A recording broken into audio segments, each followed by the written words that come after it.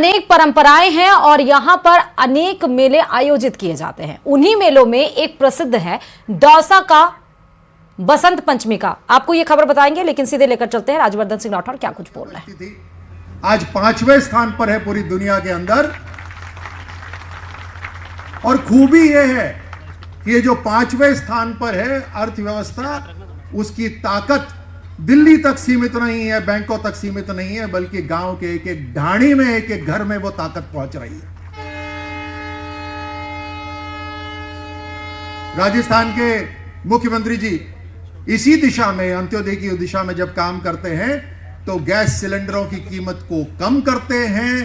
अन्नपूर्णा योजना की थाली के अंदर जो भोजन है उसको और बढ़ाते हैं, और साथ साथ प्रदेश के अंदर गांव तक हर योजना पहुंचाने का प्रण लेते हैं।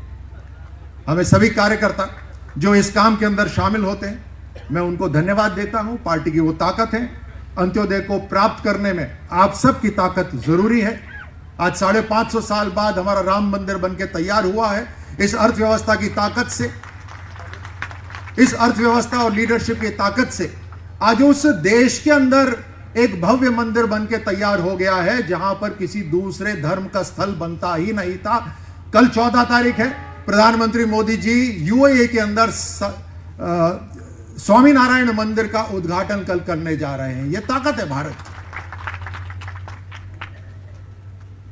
और चाहे स्वामीनारायण मंदिर हो, चाहे राम मंदिर हो, चाहे पुराना संसद भवन हो, चाहे नया संसद भवन हो, कहीं ना कहीं उसमें राजस्थान की याद हमेशा के लिए कैद है। ये राजस्थान के पत्थर हैं जो इन सभी जगह लग रहे हैं। हजारों साल तक ये पत्थर रहेंगे, वो नक्काशी रहेगी। राजस्थान की खुशबू भारत की भूमि और यूएई और जहां जहां ये पत्थर लगाए, उस भारत राजस्थान की खुशबू वहां तक जाएगी। आज इस कार्यक्रम में मैं भाग ले पाया, आप सबके सामने मुझे बोलने का अवसर मिला। दीनदयाल जी को मैं अपनी श्रद्धांजलि दे पाया, माननीय मुख्यमंत्री जी का यहाँ स्वागत कर पाया। आप सबको मैं धन्यवाद देता हूँ, इस कार्यक्रम को सफल बनाया। अंत्योदय की जो यात्रा है वो लगातार चलती रहेगी। भारतीय जनता पार्टी का झंडा प्रचंड हमेशा लहराता रहेगा। गांव गांव तक जो अंतिम व्यक्ति है वो मजबूत होता रहेगा, और वो समय दूर नहीं है जब विकसित भारत इसी लक्ष्य से, इसी सिद्धांत से संपूर्ण होगा कि पूरी दुनिया के अंदर सबसे शक्तिशाली राष्ट्र इस अगले 25 साल के अंदर भारत बन के तैयार हो जाएगा। मैं उसके लिए जो मार्गदर्शन पंडित दीनदयाल जी कर रहे हैं, मैं उनको फिर से श्रद्धांजलि देता हूं। बहुत बहुत धन्यवाद। बहुत बहुत आभार भाई साहब। निश्चित रूप से पंडित दीनदयाल जी ऐसे ही थे हमारे, जिनका जीवन दलित, शोषित, पीड़ित, वंचित, गरीब, गांव, किसान के लिए उन्होंने जीवन जिया ही नहीं, अपितु उन्होंने जीवन के अंतिम सांस भी इस भारत माता की गोद में, इस राष्ट्र के लिए सर्वस्व उन्होंने अर्पण कर दिया। कार्यक्रम को आगे बढ़ाते हुए आज के कार्यक्रम के अध्यक्ष आदरणीय राजेश जी से आग्रह करूंगा वो अपना उद्बोधन हमको दें। उसके बाद में काव्य गीत होगा। काव्य गीत के बाद में आज के कार्यक्रम के मुख्य वक्ता आदरणीय निम्बाराम जी साहब का मार्गदर्शन हम सबको मिलेगा।